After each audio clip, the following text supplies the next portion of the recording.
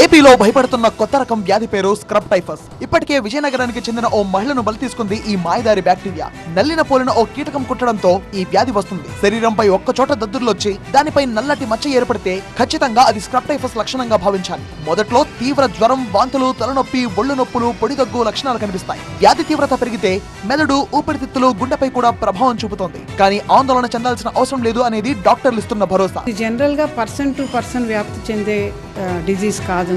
బేసిక్గా personal hygiene, ఎప్పుడు బయటకు వెళ్ళినా చెప్పులతో వెళ్ళడం, ఎందుకంటే ఇది గ్రౌండ్లో ఉండే ఒక మైట్ కాబట్టి అందుకని ఎప్పుడైనా చెప్పులతోనే బయటకు వెళ్ళడం, క్లోతింగ్ ఫుల్గా బాడీ అంతా కవర్ చేసేట్టు ఉంటాం. ఈ మూడు చాలా ఇంపార్టెంట్ ప్రివెంటివ్ మెజర్స్. ముఖ్యంగా ఎలుకలు సంచరించే ప్రాంతాలు, పొలాలు, పొదలు, గడ్డివాములు ఉండే చోట్ల ఈ బ్యాక్టీరియా ఆనవాళ్లుంటాయి. ఇళ్లలో పాత మంచాలు, పరుపులు, దిండ్లలోకి చొరబడే ప్రమాదం ఉంది. ప్రస్తుతం చిత్తూరు, కాకినాడ, విశాఖ జిల్లాలో స్క్రబ్ టైఫస్ పాజిటివ్ కేసులు వేగంగా పెరుగుతున్నాయి.